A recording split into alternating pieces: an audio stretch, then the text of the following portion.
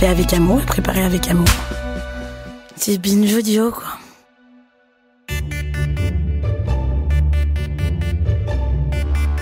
Salut chers auditeurs, c'est Camille Test. Pour moi, le sujet de l'argent, c'est un peu délicat. Quand j'étais adolescente, ma mère a vécu des violences économiques très graves de la part de son conjoint, mon ex-beau-père. Pendant 10 ans, non seulement celui-ci l'a empêché de travailler et donc de mettre de l'argent de côté et de cotiser pour sa retraite, mais il l'a aussi poussé à contracter des prêts bancaires. En parallèle, il l'a isolé de toutes les personnes qui auraient pu l'en empêcher et peu à peu, il lui a pris tout ce qu'elle possédait, ne lui laissant que des dettes. Moi, j'étais jeune et j'ai assisté à ça sans pouvoir rien faire. Alors forcément, cette situation a influencé mon rapport à l'argent. Aujourd'hui, il est très rare que je passe une journée sans vérifier ce qu'il y a sur mon compte en banque et rien que l'idée d'être à découvert me donne des sueurs froides. Le pendant de ça, c'est que je suis vraiment la pote à aller voir pour parler thunes. Si vous avez la moindre question sur la CAF, France Travail, le statut d'auto-entrepreneur, le taux du livret A, les prêts immobiliers ou le système de retraite, il y a de fortes chances que j'ai un truc à dire sur le sujet. Et très clairement, discuter négociation de salaire ou répartition équitable des dépenses dans le couple, c'est l'un de mes langages de l'amour. Si je vous dis ça, c'est que je trouve qu'on ne parle pas assez d'argent. On ne parle pas de comment l'argent et l'histoire que nous avons avec lui peut influencer l'intégralité de notre rapport au monde, aux autres et à nous-mêmes. Alors dans cet épisode, j'aimerais qu'on prenne ce sujet à bras-le-corps et pour ça j'ai convié 2 femmes qui n'hésitent pas à parler d'argent, Sarah Talaïti et Maëva de Mon Budget Bento. Bienvenue dans Encore Heureux. Merci, bonjour. Bonjour, merci pour l'invitation. Bienvenue à vous deux. Alors je précise à nos auditeuristes qu'on est toutes les 3 plus ou moins malades pour diverses raisons, donc voilà, soyez un petit peu tolérants avec nos voix embrumées, nos nez qui coulent et compagnie. Je vais vous présenter Sarah Talaïti, tu es une ancienne avocate. Tu es la réalisatrice d'un documentaire qui s'appelle Mon Capital et qu'on retrouve sur une plateforme documentaire que j'adore qui s'appelle On Suzanne. Je veux bien que tu nous en dises 2 mots. Alors, On Suzanne, c'est une plateforme documentaire qui est une plateforme engagée, indépendante et féministe. On l'a cofondée avec Eve Simonet et notre objectif, c'est vraiment de mettre en lumière des enjeux sociétaux qui sont peu ou pas traités dans la société. Donc justement, ce que tu as fait avec Mon Capital, c'est d'aller voir plein de femmes et de leur donner la parole, de les faire parler d'argent, de leur rapport à l'argent. Alors il y a des professionnels, il y a une économiste notamment, mais il y a aussi juste des femmes qui ont une histoire particulière avec l'argent. C'était quoi le but de faire ça ? Alors, pour moi, c'était extrêmement important d'avoir seulement des femmes qui parlaient d'argent, notamment parce que on les entend peu. Si on regarde tous les magazines économiques, si on regarde aussi sur les chaînes de télévision, les personnes qui interviennent sur ces sujets-là, c'est exclusivement des hommes.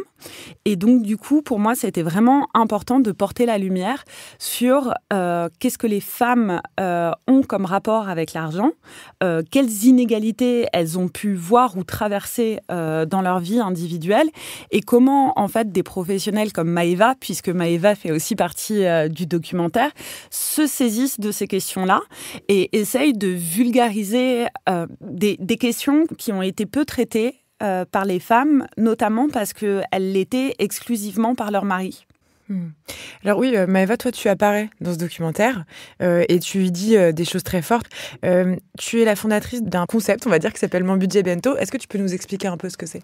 Oui, alors Mon Budget Bento, c'est plus connu pour le compte Instagram, mais c'est vrai qu'à la base, j'avais créé un livre qui s'appelle Mon Budget sur pilote automatique et en fait, une fois que j'ai écrit le livre, je me suis dit, mais en fait, comment je le fais connaître ? Et c'est là que je me suis lancée sur Instagram. Et donc, j'ai pu voir finalement qu'il y avait vraiment besoin par rapport aux femmes. Je recevais des questions qui, pour moi, semblaient très, très basiques. Comme quoi, par exemple ? Je sais pas, par exemple, c'est quoi la différence entre une assurance vie et une assurance décès ? Ou comment sont calculés les intérêts sur un livret. Le projet, c'était vraiment de démocratiser l'éducation financière. À la base, je m'adressais pas particulièrement aux femmes, puisque à la fin, c'est des maths. C'est 1 euro moins 1 euro, ça fait 0. J'aime bien dire ça. Et ça, c'est valable pour tout le monde. Mais après, effectivement, c'est vrai qu'il y a un sujet pour les femmes, parce que ce sont des sujets qui ne sont pas abordés en famille. Et puis les femmes, il y a ce côté, même est-ce que t'es pas un peu intéressée, une michto, croqueuse de diamants, enfin bref, tous les petits sobriquets qui sont dédiés spécifiquement aux femmes. Et donc, voilà, j'ai vu qu'il y avait un besoin, donc j'ai continué en fait à créer du contenu autour de ce sujet. Toi, on en parlait en préparant l'entrevue. Parmi les femmes qui te suivent, avec qui tu as l'occasion d'échanger, il y a beaucoup de femmes racisées. Est-ce que c'était important pour toi? C'est venu par hasard? C'est pourquoi, en fait? Je suis d'origine antillaise, je suis une femme noire, donc il n'y a pas vraiment de sujet. En fait, comme Sarah a dit que j'étais une professionnelle, mais c'est vrai que j'essaye de le faire de façon professionnelle, mais je ne viens pas du sérail de la finance. Moi, je ne suis pas du tout une financière.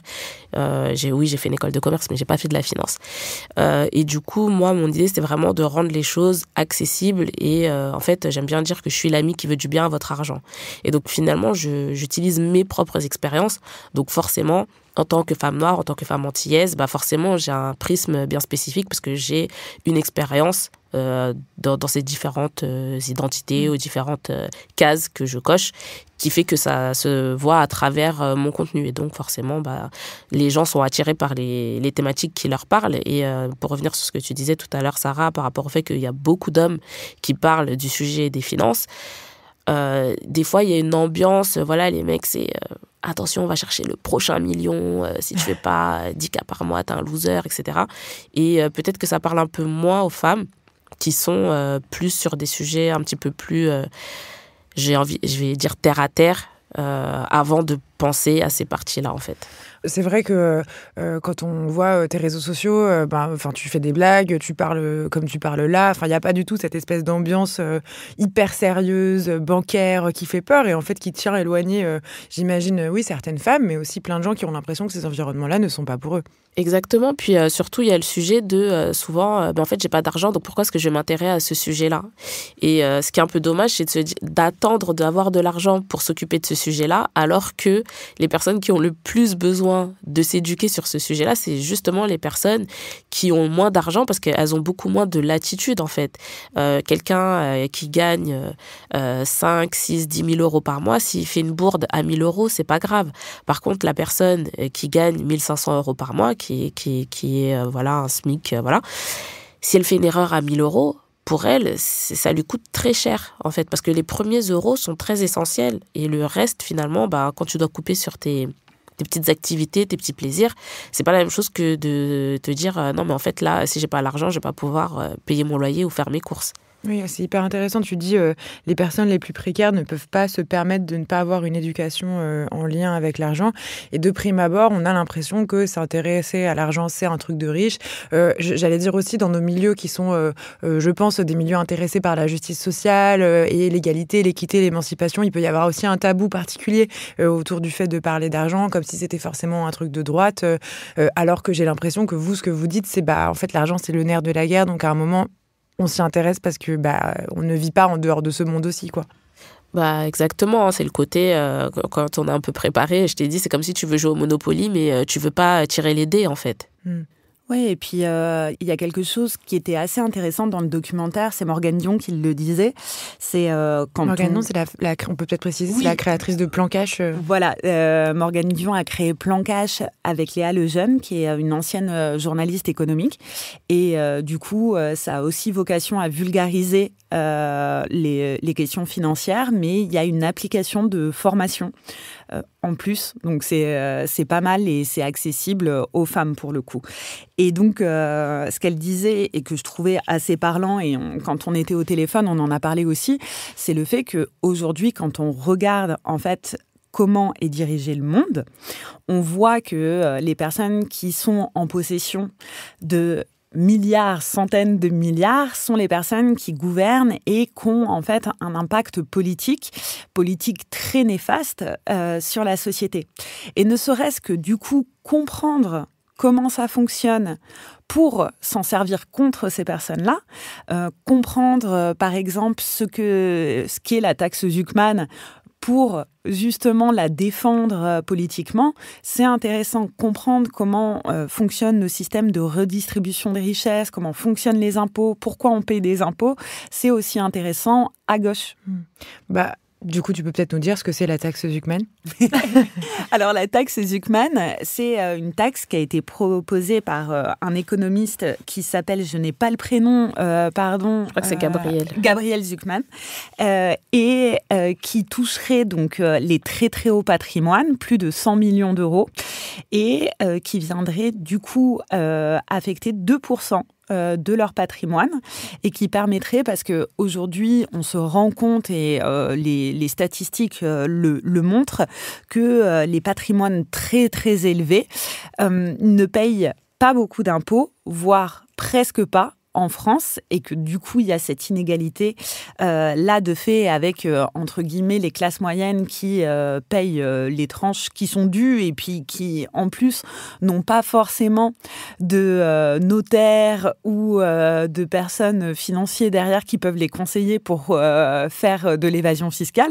Donc du coup l'idée ce serait d'avoir une taxe, flat tax, donc une taxe assez basique de 2% sur les patrimoines et qui permettrait de rapporter plusieurs centaines de milliards dans les caisses de l'État. Et c'est ça qui est intéressant aujourd'hui, dans une situation où on se rend compte qu'il y a un budget qui est en train d'être discuté en ce moment, qu'il y a beaucoup d'économies qui sont proposées, notamment sur notre système social, à la fois les hôpitaux, à la fois l'éducation, etc. Et qu'on pourrait justement aussi aller chercher dans les hauts revenus, histoire de redistribuer et d'éviter d'attaquer encore plus le système social tel qu'il est aujourd'hui. Mais c'est vrai que quand on commence à se pencher sur effectivement les cadeaux fiscaux qui sont faits aux entreprises, même à la façon dont, depuis à peu près 30 ou 40 ans, les familles les plus riches se sont enrichies alors que les foyers les plus précaires ont plutôt perdu en patrimoine, c'est assez hallucinant. Est-ce que vous, toi par exemple, Maëva, les gens que tu accompagnes, ou plutôt les personnes à qui tu parles sur tes réseaux, est-ce que tu leur expliques ça par exemple ? Est-ce que tu leur montres un peu ces inégalités-là ? Oui, j'en parle forcément parce que justement c'est pour leur dire mais en fait réveillez-vous les meufs parce que en fait le monde va pas aller en s'arrangeant. Et moi c'est vrai que je suis un peu des fois un peu trop terre à terre, mais c'est de dire en gros le monde il est tel qu'il est, on espère que ça va changer, mais comme tu l'as dit en cours des 30 dernières années voilà, ça n'a pas trop changé. Et donc, moi, le truc, c'est vraiment de dire, en fait, aujourd'hui, le monde, il fonctionne d'une certaine manière. Et il faut que vous aussi, vous arriviez à tirer, même si c'est des miettes, mais à tirer vous aussi vos miettes pour ne pas vous faire écrabouiller par le système. Et c'est comprendre, en fait, juste les règles du jeu. Parce qu'il y a un des points de la taxe Zucman, c'est que c'est pas juste leur prendre 2%, c'est en corrélation avec le fait que leur patrimoine augmente de 6 ou 8%, j'ai oublié, par an. Et donc, du coup, ça ramènerait la croissance de leur patrimoine ça retirerait 2 points de croissance. Ça ne retirerait pas la croissance, ils continueraient à s'enrichir. Donc, c'est vrai que c'est important, je pense, de comprendre les règles du jeu et de voir comment on peut essayer de s'en sortir à son échelle. Après, bien sûr, il y a les initiatives plus collectives, les associations, la politique, etc. Où moi, je suis pas du tout active. Oui, c'est pas ton métier. Toi, tu es plutôt sur les stratégies individuelles, si je comprends. Oui, voilà, exactement. C'est vraiment la stratégie individuelle en fait, justement, le fait d'avoir une stratégie. Parce que le problème, c'est que moi, mon compte, je l'ai créé en 2020, donc ça fait 5 ans, là, cette année. Et je me rappelle, j'avais dit aux gens, faites attention, avec l'inflation, vous êtes là, vous dites non, moi, je ne vais pas chercher d'augmentation, etc. Je vais me serrer la ceinture. Sauf que 5 ans plus tard, il y a eu une inflation de dingue pendant X années. Et finalement, les gens qui se serraient la ceinture, c'est plus serrer la ceinture. Et ils sont pris à la gorge, en fait. Ouais. Et donc, c'est pour ça que c'est des choses où il faut quand même avoir une stratégie. Et de se dire, il y a le temps de la politique, il y a le temps de la société et il y a le temps de nous en tant qu'individus. Donc peut-être que ça sera mieux pour nos enfants. Moi, mon fils, il va bientôt avoir 18 ans. Peut-être que pour lui, ça sera mieux, ça sera un monde un peu plus égalitaire. Mais pour moi, j'en suis pas sûre en fait. Oui, t'as tes vieilles années entre guillemets à prévoir. Exactement. Oui, j'ai l'impression que c'est ça qui coince aussi un peu à gauche. Et moi, à titre personnel, je le vis, ce truc de se dire en fait, évidemment que mes valeurs, c'est celles d'une société qui nous émancipe tous, mais à la fois, oui, comme tu le dis, c'est aussi sur un temps long. Et il y a à la fois le moment du militantisme, en fait, où on a envie que ça bouge. Moi, par exemple, je dis tout le temps que je rêve de l'abolition de l'héritage, en fait, ou en tout cas une transformation des lois autour de l'héritage. Et à la fois, on est obligé de vivre aussi comme si ça se trouve, ça n'allait pas aboutir. Et donc, de se prévoir peut-être, je sais pas, pour les personnes qui peuvent d'acheter leur appartement. Enfin, voilà, de trouver des façons de survivre dans ce monde. Et parce qu'en fait, en réalité, c'est ce que tu montres très bien dans ton documentaire, les gens, et notamment les femmes qui ne prévoient pas ça, souvent se font, je sais pas comment dire poliment, mais c'est les histoires que tu racontes. Il y a celle que je vous ai racontée en intro qui concerne ma mère, mais c'est des situations qui sont horribles de nanas qui se sont fait niquer par leur mec, en fait. Enfin, je sais pas comment dire. Tu l'as dit. Non, mais en fait, il faut être honnête. Et très simple là-dessus, oui, c'est se faire complètement avoir et complètement niquer. Je suis comme toi, et je trouve ça intéressant ce que tu dis, Maëva, sur la théorie et la pratique. Moi aussi, j'aimerais voir l'abolition de l'héritage pour plein de raisons qu'on débattra pas aujourd'hui. Mais je sais que, par ailleurs, en fait, aujourd'hui, je dois faire aussi un peu attention à mon futur parce que je suis entrepreneur, parce que je suis pas sûre d'avoir une retraite. Et donc, du coup, c'est tous ces mécanismes-là qui font que tu es obligé de te protéger un peu individuellement. Et pour moi, ce qu'on relève pas assez et ce qui est encore compliqué à entendre, c'est qu'il y a plusieurs couches. Il y a le fait d'être un peu précaire dans la société, de faire attention. Donc, tu as ton statut social dans la société qui doit te permettre d'économiser, d'acquérir, etc. Mais il y a aussi la question du genre et la question de la race. Et tout ça, en fait, intégré, crée des inégalités financières et de patrimoine énormes. Moi, je me suis posée sur la question du genre parce que c'était ce qui m'intéressait depuis quelques années. On pourrait faire la même chose sur la question, en fait, des différences entre les origines.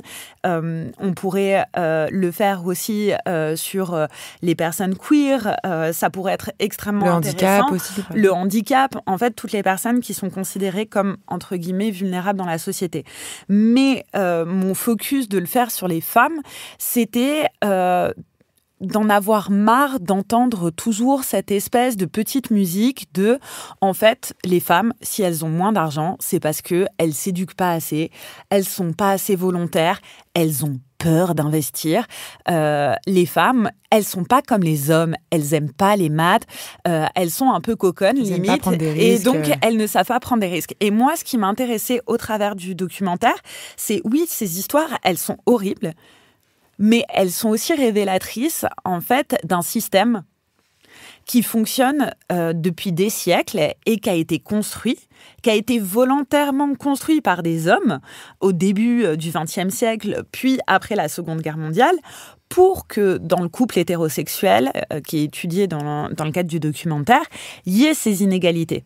Il y ait ces inégalités financières et que les femmes soient mises dans des situations de dépendance dont il est extrêmement difficile de sortir. Tu peux donner un exemple ? Alors, je donne un exemple qui a changé récemment. Donc, c'est positif aussi pour dire que ça change. Mais avant septembre 2025, lorsque les femmes étaient pacsées ou elles étaient mariées, il y avait une règle qui faisait que l'impôt, en fait, était personnalisé. Et donc, le taux personnalisé, c'est un taux qui regroupe les deux salaires et qui donne un pourcentage d'imposition qui est le même qu'on soit la femme ou l'homme. Et en fait, ce qu'on a vu et les statistiques l'ont montré, c'est que les femmes gagnent encore moins bien en France que les hommes, notamment parce qu'il y a des différences d'âge, notamment aussi parce qu'il y a des différences de salaire. On le sait, il y a 15% d'écart de revenus entre les femmes et les hommes. Et donc, du coup, c'était assez fréquent que les femmes se retrouvent à payer une imposition supérieure à leur salaire et donc à pas épargner, à perdre de l'argent. Et dans certains foyers, c'était compensé, bien entendu. Mais dans certains cas, ça ne l'était pas du tout. Et aujourd'hui, en fait, la loi a changé et c'est le taux individualisé qui est le taux automatique. Et il y a un point qui est très important en France et qui fait partie aussi de la justice sociale, c'est que l'impôt, il est progressif. C'est-à-dire que c'est pas tout le monde qui paye 10%. C'est des tranches et donc, au fur et à mesure que tu progresses à l'intérieur d'une tranche, tu vas être de plus en plus imposé. Et donc, le problème se posait effectivement, donc comme tu le disais, Sarah, c'est pour les personnes qui gagnent le moins, et indépendamment du fait qu'on soit un homme ou une femme. Surtout que la façon dont sont calculés les impôts, en fait, si tu gagnes bien ta vie et que tu te paxes ou que tu te maries avec quelqu'un qui gagne moins bien sa vie, en fait, tu as une part en plus. Donc, chaque adulte, c'est une part. Donc, on va diviser le revenu. Sachant que, par exemple, pour une mère célibataire, moi, j'en parle parce que, en tout cas, au niveau fiscal, je suis célibataire, c'est que les parts des enfants, elles sont capées. Donc, en fait, il vaut mieux, par exemple, avoir un mec au RSA qu'avoir un enfant au niveau fiscal, parce que la part du partenaire ou de la partenaire, l'avantage fiscal, la réduction de fiscalité que ça va engendrer, c'est pas capé. Ce qu'on voit avec ce que vous dites, c'est que donc les femmes en couple, et notamment en couple hétérosexuel, peuvent assez vite, quand elles construisent un foyer, potentiellement qu'elles s'installent ou qu'elles achètent un appartement, qu'elles font des enfants, elles peuvent se retrouver défavorisées. Et ça, ce qui m'étonne, c'est que je suis entourée de femmes féministes, pourtant qui, finalement, on pourrait se dire, bon, elles sont assez formées sur ces questions, elles sont capables de taper du poing sur la table et de dire, en fait, non, là, je suis en train de me faire arnaquer. Dans les faits, c'est beaucoup plus compliqué que ça à négocier dans une relation amoureuse, quand il y a de l'amour, quand il y a... Voilà. Qu'est-ce que vous conseillez, vous, très concrètement, aux femmes de ne pas accepter, ou quelle vigilance vous conseillez, comment vous conseillez d'aborder les choses? Qu'est-ce qu'il faut faire, en fait? Il n'y a pas de qu'est-ce qu'il faut faire. Déjà, pour commencer, il n'y a pas de formule magique. Mais je pense qu'il y a une chose que tout le monde devrait faire, c'est au moins d'en parler, en fait. De pas partir de base, on est 2 personnes, on fait 50-50. Ça veut dire quoi? Le jour où il y a un enfant, on fait un tiers chacun. Enfin, c'est pas une question du nombre de personnes, c'est une question de ressources. Et d'autant plus que la loi, en fait, que ce soit le PACS ou le mariage, indique que chacun doit participer à hauteur de ses revenus. Et ce qui est complètement logique, puisque de toute façon, si tu as un lifestyle, on le compte sur 100%. Enfin, moi, par exemple, le budget, je dis toujours, c'est 100% du budget. Ça veut dire l'épargne, ça fait partie du budget. Donc, si jamais, à la fin, toi, tu as 0% ou 2% d'épargne et moi, j'ai 15% ou 20 ou 30 ou 50% d'épargne, en fait, on voit tout de suite que c'est déséquilibré. Dans ce cas-là, faites 50-50 sur l'épargne. Comme ça, on verra bien qui paye quoi.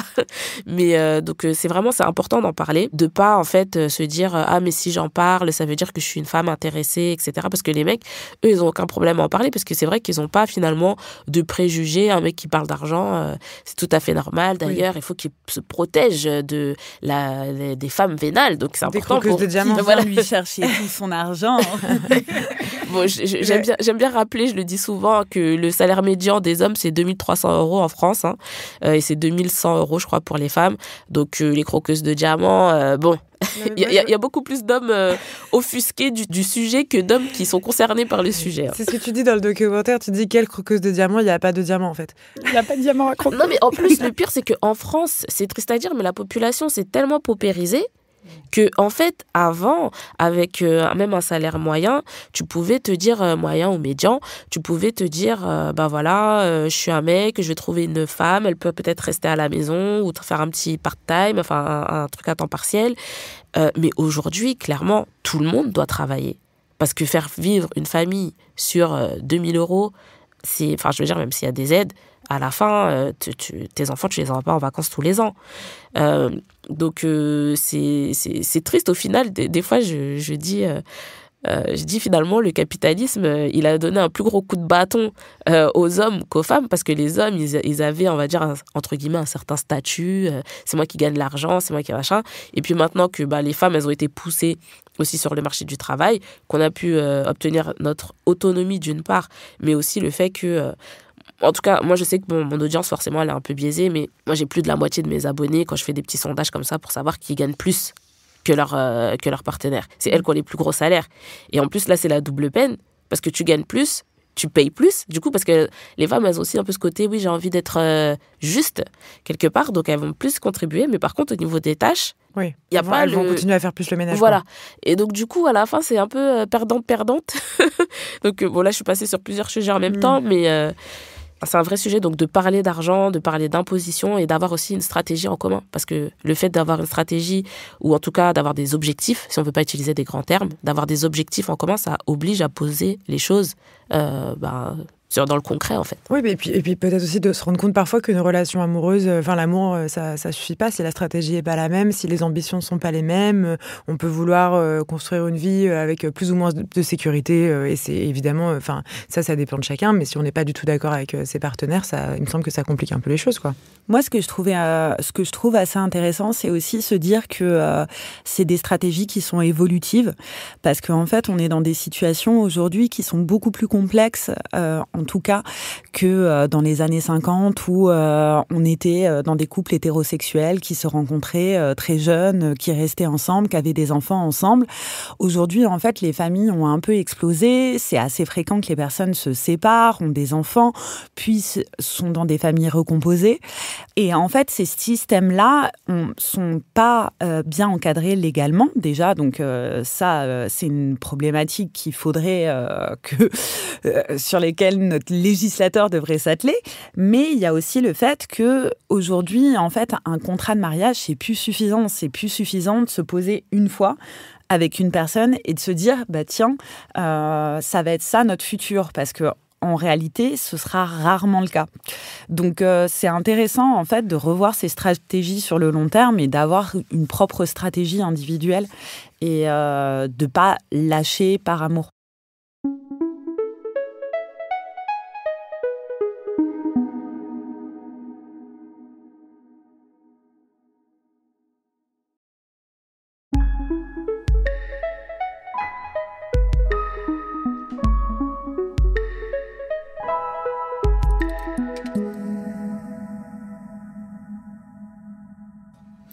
J'ai l'impression, alors là on parle on évoque la question de parler d'argent au sein du couple. J'ai l'impression qu'il y a aussi d'autres endroits où ça pourrait être intéressant de davantage parler d'argent.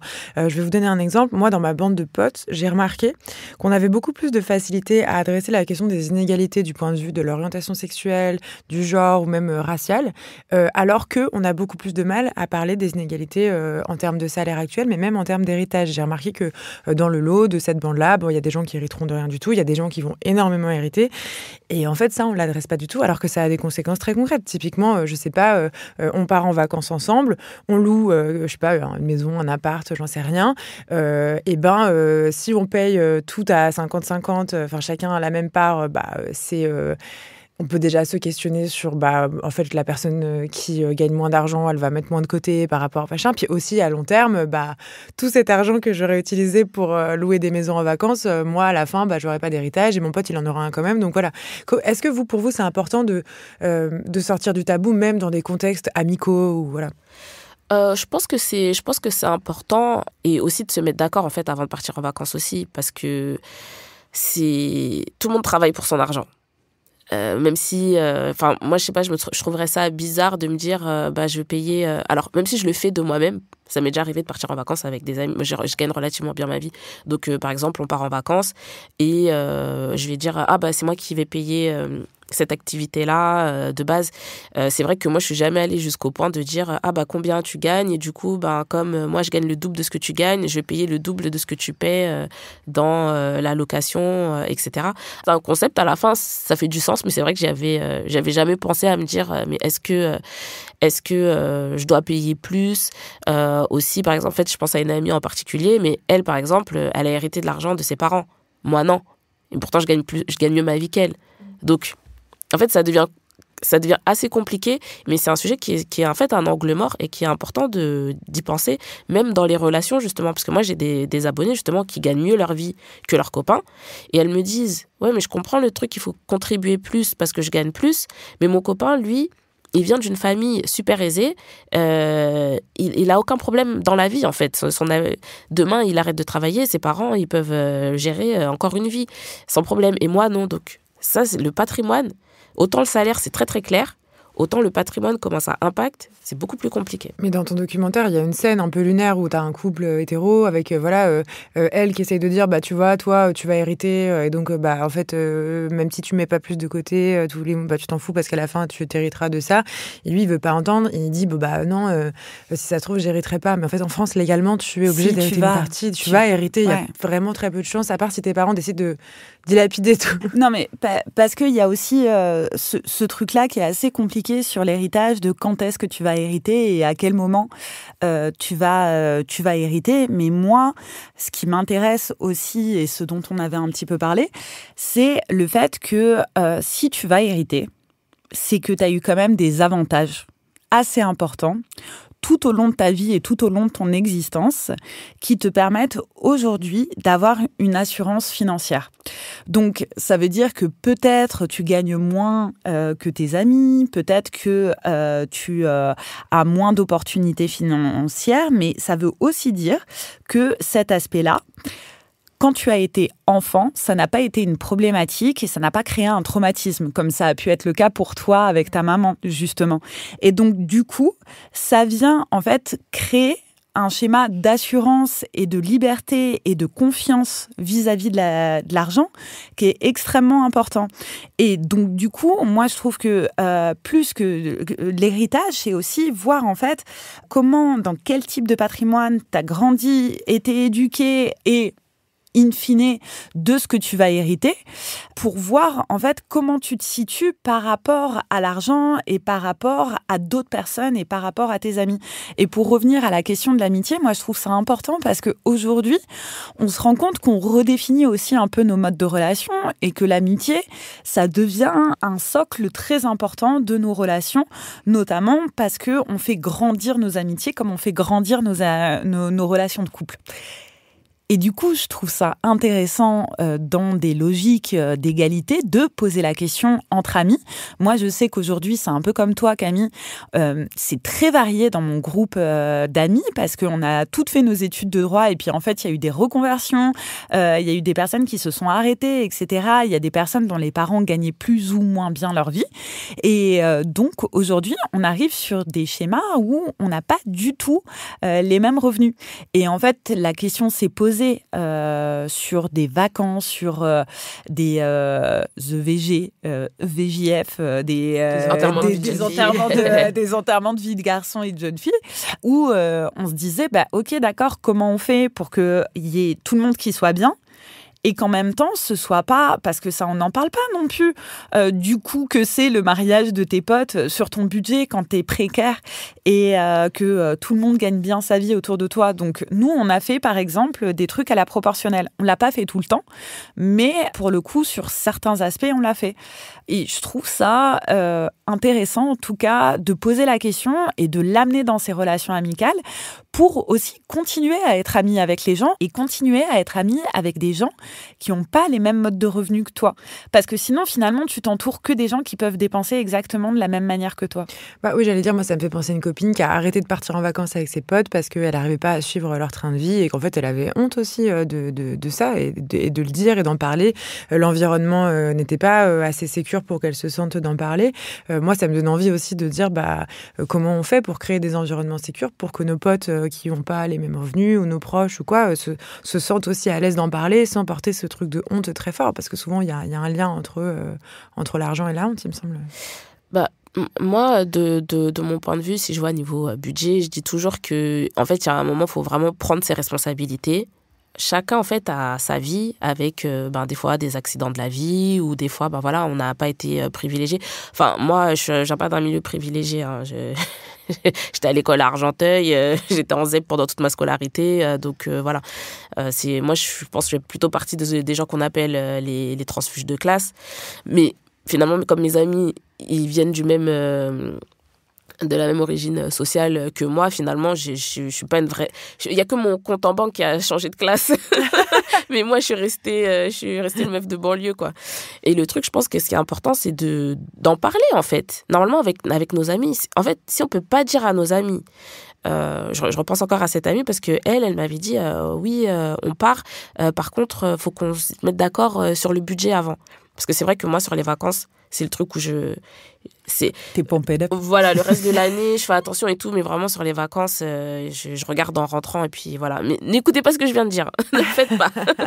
Et du coup, quand elle m'a dit ça, comme on partait en vacances ensemble, on en a discuté. Elle m'a dit, voilà, moi j'ai prévu tant, etc. J'ai dit, c'est top et tout. Et en fait, je me suis juste calée à son niveau.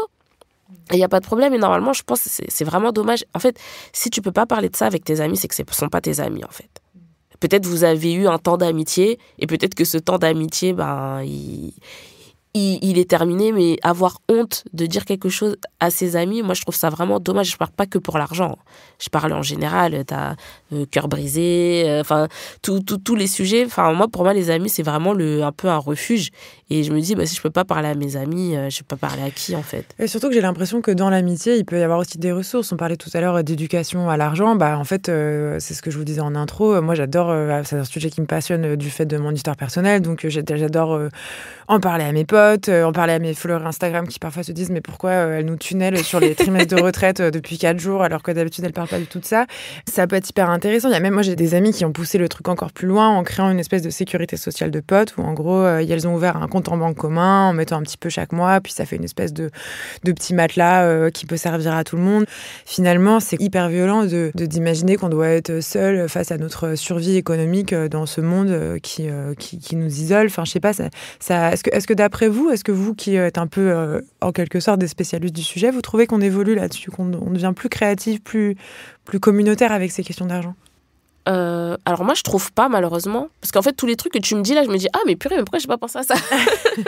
Et je trouve ça hyper intéressant. J'avais déjà entendu ce truc de copines qui mettaient un petit fonds commun, et c'est justement pour des personnes, par exemple, je sais pas, t'as un problème avec ton copain ou tu dois partir en urgence, ouais. Etc.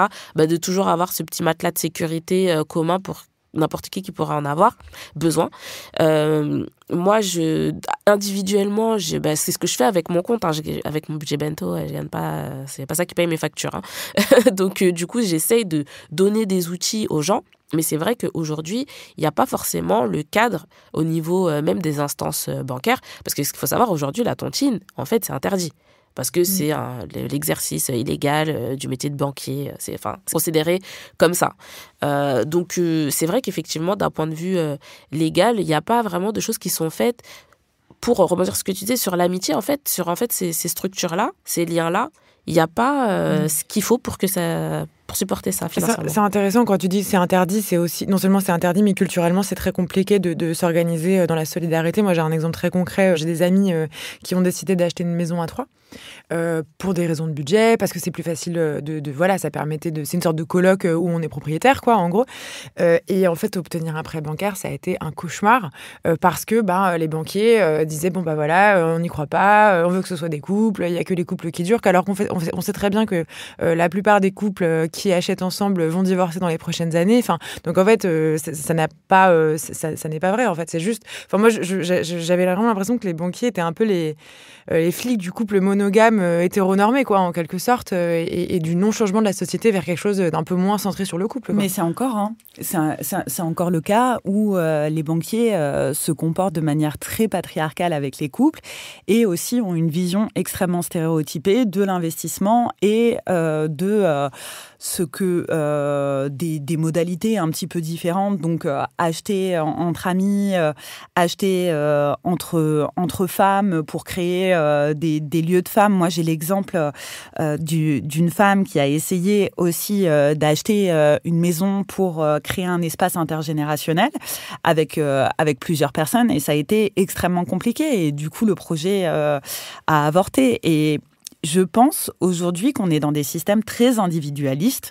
On peut le voir au travers des mesures politiques qui sont prises, et puis même comment est réceptionnée l'idée même, on en revient à la taxe Zuckman, mais sa réception par certaines personnes politiques qui, du coup, font fi de la logique de solidarité, de redistribution, de communauté. Et donc, du coup, pour moi, on est dans un écosystème où il y a des petites solidarités qui se créent entre les personnes, qui sont quand même assez inventives, mais qui ne sont pas du tout sanctionnées par le droit. Quand je dis sanctionnées, qui ne sont pas du tout acceptées et encouragées par le droit. Et par ailleurs, en fait, tout nous pousse à un enrichissement individuel et à des stratégies individuelles. Et pour rebondir sur ce que tu viens de dire, en fait, ce que j'aime bien dire souvent à mes abonnés, c'est que la France, c'est un pays d'aristocrates. Ouais. C'est-à-dire que c'est vraiment, il faut que ça reste dans la lignée. Et donc ça, on le voit par exemple au niveau de l'héritage. Par exemple, t'es une tati, j'aime bien dire les rich auntie. Tu vois que si jamais tu veux donner des sous à tes neveux et à tes nièces, par exemple, t'as un abattement seulement de 7 000 €. alors que, je veux dire... alors que si tes parents, c'est un abattement beaucoup plus important. C'est 100 000 par parent pendant 15 ans. C'est 100 000 sur 15 ans. Donc, ça veut dire sur 30 ans, tu peux donner 200 000. Sur 45 ans, tu peux donner 300 000 euros sans aucun problème. Mais du coup, il faut que ça reste vraiment dans l'affiliation. Et du coup, ça aussi empêche certains... c'est la structure du pays, de la société, de la culture même, j'ai envie de dire, qui est comme ça. Mais pour les projets comme ça, si vous voulez parler... En fait, c'est ça aussi, quand vous parlez au banquier, il faut lui parler le langage du banquier. Il ne faut pas venir lui parler des maisons, d'amis, vous dites, oui, c'est un investissement, ça va être... Parlez-leur d'investissement. Les investissements, ça leur parle. Oui, on va louer ça à 3 familles. Il y aura 3 familles. Ça va ramener tant de loyer, tant de machin. Bon... les banquiers, ne m'attaquez pas, s'il vous plaît. Mais franchement, des fois, il faut mentir. Il ne faut pas aller les voir en leur disant l'amitié, c'est politique. Voilà. Tu leur dis, on va construire un merveilleux projet ensemble, utopique, non. Non, on va faire un immeuble de rapport. Il y aura 3 maisons dedans. Ça va servir, ça va être une location, c'est un investissement. On fait ça en amis. On se met en SCI. Voilà, en SCI. Bien. Il faut se mettre en SCI, surtout si on fait avec ses amis. Et du coup, de présenter, en fait, c'est ça aussi pourquoi aussi j'aime bien parler avec les femmes sur mon compte, c'est de dire, finalement, ce qui compte, c'est que le projet se réalise.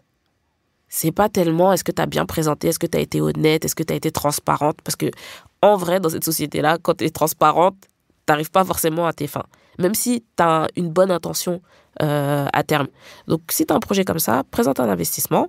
Tu verras, ça passera beaucoup plus facilement. Et puis, tu pourras pas avoir ton PTZ, tu pourras pas avoir d'autres trucs, mais au moins, ça va se réaliser. Précisez peut-être PTZ prêt à taux zéro. Prêt à taux zéro, pardon. Je voulais raconter un peu avec mon histoire en intro. Il y a des familles ou des parcours qui font qu'on a un rapport plus complexe que d'autres à l'argent.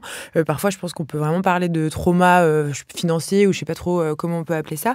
Est-ce que ça, pour vous, ça a des conséquences? C'est-à-dire, moi, je vois bien, par exemple, dans le cas de ma maman, que maintenant, ça va mieux, mais en fait, le fait qu'elle ait traversé ça, se réintéresser à l'argent, ne serait-ce que rembourser ses dettes ou peut-être même après, se poser la question de l'héritage, si elle va hériter, si elle pourra transmettre, ne serait-ce que même aller voir un notaire pour lui poser la question, c'est tellement traumatique que ça lui a pris des années en fait. Et donc, la question que je me pose, c'est pour vous, comment on fait pour surmonter ça? Comment on fait pour... quand on est dans le cas de quelqu'un qui, dès qu'il pense à l'argent ou à l'investissement, ça lui donne des poussées d'urticaire, qu'est-ce qu'on fait, quoi? On essaye de le soigner comme n'importe quel trauma.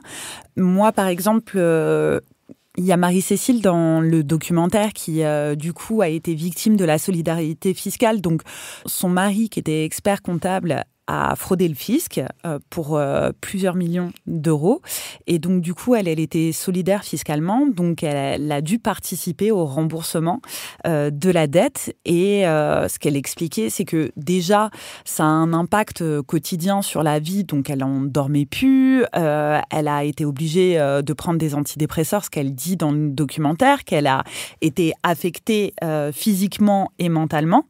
Et que, du coup, elle a été en thérapie aussi pour passer ce trauma et pour essayer d'aller vers quelque chose de plus doux, de plus sain et une relation apaisée, si on peut dire, avec l'argent. Mais je pense que c'est compliqué pour certaines personnes. C'est compliqué aussi pour certaines personnes qui sont traumatisées, plus précaires, qui n'ont pas en fait l'argent pour aller voir des psychothérapeutes ou être accompagnés pour régler leurs traumas. Et généralement, les traumas s'ajoutent aux traumas, c'est-à-dire que quand on a vécu dans la précarité et qu'on a un trauma avec l'argent, il y a généralement autre chose qui vient. Et en fait, c'est difficile de le régler quand on n'est pas solide sur ses appuis financièrement, qu'on n'est pas cadre, qu'on ne peut pas dépenser 100 à 150 euros de thérapeute par mois. Quand on a l'opportunité et quand on a les reins solides financièrement, c'est cool de pouvoir le traiter comme n'importe quel trauma, donc d'être accompagné sur le sujet. Et quand on l'a pas, c'est là que c'est difficile. Moi, je suis d'accord avec toi. Forcément, des personnes qui ont vécu soit dans vraiment la pauvreté ou dans des situations précaires et difficiles. Et en plus, le pire, c'est que c'est pas forcément tes expériences avec l'argent qui peuvent avoir des conséquences sur ta gestion de l'argent. Ça peut être aussi des conséquences de la vie, des choses qui n'ont rien à voir. Moi, par exemple, ma mère, elle est décédée quand j'étais jeune. Donc, mon père, il était aussi très jeune. Moi, j'avais 7 ans. Donc, je sais pas quel âge mon père avait, mais il avait une petite trentaine d'années. Ma mère est décédée à 30 ans. Du coup, lui, en fait, sa façon de voir la vie, c'est de se dire, mais en fait, la vie est courte et je vais pas commencer à épargner. Lui, sa phrase préférée, c'était de dire... peut-être que c'est toujours sa phrase préférée, tu me diras ça, papa. C'est de dire, oui, on va pas m'enterrer avec mon argent. Et donc, en gros, faut profiter, il faut dépenser, et puis demain, advienne que pourra, puisque, voilà, j'imagine quand tu vois ta femme décédée alors qu'elle a 30 ans, tu as des enfants en bas âge, tu te dis pas, t'es pas dans les stratégies de où je serai dans 40 ans ou dans 30 ans. Donc, en fait, il y a l'argent est partout, et partout va dans la gestion de l'argent. Mais toi, par exemple, sur ce truc-là, est-ce que tu regrettes que ton père ait pas été peut-être un peu plus dans l'anticipation, j'en sais rien, de sa retraite? Est-ce que c'est même des conversations qu'on peut avoir avec les parents aussi, ce genre de truc? Après, moi, je suis antillaise, hein. Donc, la famille, c'est un cadre bien spécifique. Les parents, c'est les parents. Les enfants, c'est les enfants. C'est pas les parents, c'est pas les enfants qui expliquent aux parents ce qu'ils doivent faire. Donc, du coup, est-ce que je regrette la façon dont mon père il a géré? Non, je regrette pas parce que à la fin, en fait, au contraire, ça me sert aussi à dire à mes abonnés, je leur dis, mais attendez, moi, j'ai pas eu d'éducation financière, pas du tout. Donc, du coup, en fait, c'est quoi votre excuse exactement? Il faut être curieux. Faut être curieux. C'est pas quelque chose... Oui, bien sûr, il y a des familles où on se passe le bâton, on te dit, il faut investir, il faut machin, etc. Même si, pour revenir sur ce que tu disais tout à l'heure, moi, mon père, il était propriétaire, puisqu'ils avaient acheté avec ma mère. Et donc, c'est vrai que moi, j'ai grandi en pensant que tout le monde était propriétaire, en fait. J'ai découvert assez tard, en fait, qu'il y avait des gens qui étaient locataires. Et donc, tu vois, rien que ça, finalement, ça te câble certaines choses. Donc, effectivement, au niveau de la gestion, c'était pas trop ça, mais j'avais quand même un exemple de, en fait, tu peux te créer du patrimoine. Et mon père et ma mère, ils gagnaient pas des milliers et des cents. Mais bon, c'était dans les années 90. Tu pouvais devenir propriétaire beaucoup plus facilement qu'aujourd'hui où c'est quasiment inaccessible pour le commun des mortels. Toi, Sarah, tu parles d'argent avec ta famille ? Oui, alors ça a été un sujet qui a été très conflictuel entre moi et ma maman. Pendant longtemps. Je pense aussi parce que ma maman gagnait très peu, très peu.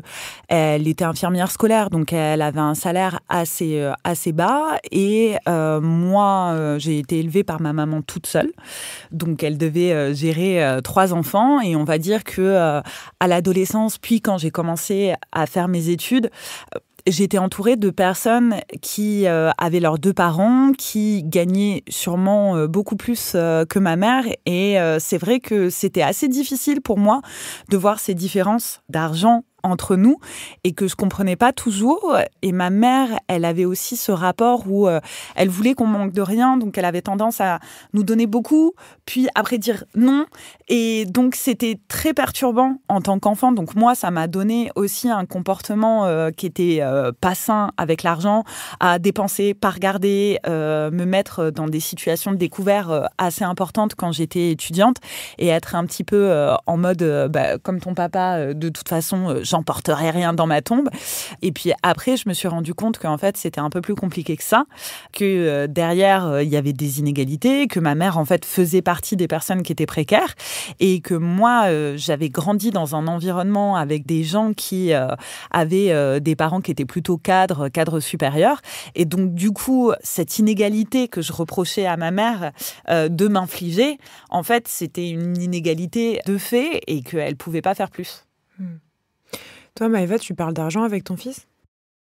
Oui, enfin c'est un sujet. Après moi j'ai des investissements immobiliers, etc. Mon fils il est au courant. Des fois il m'aide pour faire des petits travaux, des trucs, etc. Donc c'est vrai qu'effectivement, pour revenir encore sur ton point, c'est vrai que quand tu es dans une famille ou en tout cas il y a des choses qui sont faites, parce qu'il y a des gens qui ont les mêmes salaires que moi qui n'investissent pas. C'est pas, il y a aussi une volonté. Du coup effectivement lui, il se rend bien compte qu'il y a des différences, même par rapport à son père, par exemple. Mais ouais, en fait, c'est pas un sujet, c'est pas un sujet solennel en fait. C'est un sujet de la vie de tous les jours, voilà, très très simple, sans tabou en fait. Alors pour terminer, je voudrais vous demander si, rassurez-moi, est-ce que vous connaissez des gens qui ont un rapport apaisé à l'argent ? Je vous demande ça parce que je me suis dit qu'au-delà de mon histoire personnelle, En fait, moi, la crise économique mondiale de 2008, j'étais adolescente, quoi. J'avais 16-17 ans. En plus, à l'époque, je faisais un bac ES, économie. Je sais pas si ça existe encore, je crois pas. Mais bref, en tout cas, où vraiment, on a étudié ce truc en long, en large et en travers. On nous a fait peur. Et sans doute à raison, parce qu'on voit que l'état de l'économie fait pas rêver non plus. Mais pour autant, peut-être aussi qu'on nous en parle beaucoup et que ça nous rend tous un peu dingues, quoi, en quelque sorte. Est-ce que pour vous, cette culture-là, elle influence notre rapport à l'argent? Et est-ce qu'on pourrait se détendre un peu, quoi? Je pense qu'il y a quand même une culture du stress par rapport à l'argent. Et puis aussi, factuellement, on vit dans des temps où c'est de plus en plus difficile. Et comme tu le disais, Maëva, l'inflation, le gel des salaires, etc., qui amènent pas un sentiment de forte sécurité. Donc, il y a une anxiété qui est réelle. On voit que les gens descendent dans la rue, justement, ces dernières semaines aussi pour ça. Il y a une vraie crise de confiance qui est légitime sur quel va être mon avenir, comment je vais pouvoir financer ma retraite, comment je vais pouvoir potentiellement, pour les jeunes trentenaires, acheter un bien que mes parents ont pu acheter, mais moi, je ne pourrais pas acheter. Donc, je pense qu'il y a une vraie anxiété réelle et compréhensible. Et tu nous posais la question de est-ce qu'il y a des gens qui ont un rapport sain avec l'argent? Je te dirais peut-être que c'est une réponse qui est pessimiste, mais pour moi, les personnes qui ont un rapport sain avec l'argent qui m'entourent, c'est des personnes qui ont le temps de se poser les bonnes questions pour investir aussi. Donc, c'est des personnes, généralement, qui sont, pour les femmes, dans des couples très égalitaires où elles n'ont pas toute la charge mentale, ou sont des personnes qui gagnent aussi assez bien leur vie pour se poser ce type de questions sans que ce soit anxiogène. Alors, pour répondre, moi, je vais rebondir sur la dernière chose que tu disais. Donc, moi, je fais partie des gens qui gagnent bien leur vie. Mais du coup, du fait que je viens pas d'un milieu aisé, j'ai aussi un peu le truc de me dire... un jour, il y a quelqu'un qui va venir me voir et va me dire, mais en fait... ciao, bye, ce métier-là. Rends l'argent, en fait. Rends tout ce que tu as acheté. En fait, j'ai encore ce truc-là, malgré le fait que je pense... Enfin, je veux dire, aujourd'hui, moi, ça fait 10 ans que j'ai commencé à acheter de l'immobilier. Demain, si jamais je vends l'intégralité de mon patrimoine, j'aurai de l'argent, en fait. Même si j'ai des dettes, parce que j'ai des crédits immobiliers. Mais malgré ça, malgré le fait que j'ai suffisamment remboursé mes crédits et que demain, si jamais je devais tout vendre, je serais toujours en positif, j'ai quand même ce truc de me dire non mais en fait il peut se passer un truc, tu sais, un petit claquement de doigts et puis tout disparaît parce que toi une femme noire comme ça t'as tous ces trucs là, non. Donc c'est pas normal. Ouais, c'est pas normal, t'es un bug. Je sais que je suis un bug dans la matrice, clairement, mais tu vois, tu dis est-ce que le bug il va durer jusqu'à la fin ou pas, est-ce que je vais vraiment réussir à sécuriser ça c'est des vraies questions que je me pose. Et en plus l'actualité, en fait, c'est pas juste parce qu'on en entend trop parler. C'est parce que c'est la réalité. Pour les personnes qui parlent anglais, je vous recommande Gary's Economics. C'est un ancien trader, un ex-trader. Et du coup, il explique vraiment les grosses cordes, en fait, que finalement, là, les États, ils ont dépensé trop d'argent, trop mal, ils se sont trop endettés. Et maintenant, les États passent plus d'argent à rembourser des dettes que finalement investir dans sa jeunesse, etc. Et désolé, c'est un peu sombre ce que je dis, mais il faut vraiment en fait qu'il y ait des choses qui changent, mais vraiment radicalement. Parce que là, ce qu'on fait, c'est qu'on essaye de faire, tu vois, la ficelle, on essaye de la faire continuer avant qu'elle craque, mais moi, la sensation que j'ai, c'est comme si elle est pas si loin de craquer que ça. Et le problème, c'est quoi en Europe? C'est qu'en Europe, il y a un déclassement qui est vécu. Parce que les générations d'avant, il y avait un peu ce contrat social de dire, tu vas au travail, tu auras ta petite retraite, tu auras ta maison, tu auras ta voiture, ton chien, et puis tu avais ta petite vie tranquille, tu seras peut-être pas millionnaire, mais tu auras une vie simple. Mais aujourd'hui, même cette vie simple, on dit aux gens, non, en fait. On n'est plus si sûr. On n'est plus si sûr. Peut-être terminer en rappelant qu'il y a quelques économistes, je pense à Thomas Piketty par exemple, qui dit qu'en fait on est redevenu une société d'héritiers. Oui. En gros, il y a ceux qui vont hériter et qui vont s'en sortir et ceux qui vont pas hériter et pour qui ça serait beaucoup plus difficile qu'il y a 20, 30, 40 ans. Et donc ça, à nouveau pour moi, c'est le signe que c'est politiquement qu'il faut réagir. Et donc ça veut dire, j'ai l'impression, pour résumer ce que vous disiez, que c'est s'éduquer évidemment au niveau individuel, mais s'éduquer sur comment fonctionne la fiscalité, l'égalité, s'éduquer comment fonctionne l'argent, comprendre à quel point les gens riches vont l'être toujours plus si on ne fait rien, et puis voter pour des gens en conséquence, ou en tout cas politiquement faire quelque chose, quoi. Oui, parce qu'en fait, en réalité, plus on s'informe, plus on se rend compte qu'il y a plein de choses qu'on ne connaît pas et qu'il faut fouiller. Et plus on s'informe et plus on est en capacité d'avoir de l'agentivité et de dire ce pourquoi on est contre et ce qu'on trouve favorable. Et là, par exemple, alors que le budget est en train d'être discuté, il y avait une proposition d'amendement l'année dernière qui, en fait, n'est pas passée puisque le gouvernement a chuté, qui était de défiscaliser les pensions alimentaires pour les mères, et qui est un véritable sujet dont on doit tous se saisir collectivement. Donc, en fait, en vrai, s'informer, c'est extrêmement important pour aussi se battre pour un monde plus juste. Je pense que les combats seront beaucoup plus effectifs, plus efficaces, si on sait à minima de quoi on parle. Parce que juste dire finalement, oui, on veut que tout le monde soit sur un pied d'égalité. Bon, déjà, c'est pas possible. Moi, par exemple, je mesure moins d'1m60, je serais jamais basketteuse, tu vois ce que je veux dire. On n'a pas tous la même intelligence, on n'a pas tous la même beauté, on n'a pas tous le même physique, etc. Mais que quand même, finalement, que quand tu pars avec des inconvénients, que ça vienne pas t'enfoncer, que ça ne devienne pas au lieu d'être un multiplicateur. En fait, il y a des gens qui ont des multiplicateurs, mais il y a des gens qui ont carrément des diviseurs. Je ne sais pas si ça se dit, mais vous voyez l'idée, quoi. Et c'est vraiment, en fait, il faut comprendre comment ça fonctionne pour pouvoir attaquer le système, en fin de compte. Parce que si tu restes dehors, ça va être très compliqué de faire changer les choses, à mon humble avis. Maëva et Sarah, merci beaucoup d'avoir été là. Chers auditeurs, on se retrouve sur Instagram @EncoreHeureuxPodcast et sur binge.audio. Si vous voulez nous soutenir, abonnez-vous à Encore Heureux, mettez-nous 5 étoiles et plein de commentaires sur votre application de podcast. L'émission a été réalisée par Judrigo, produite par Charlotte Bex et Marie Foulon. À bientôt. Merci beaucoup. Bye.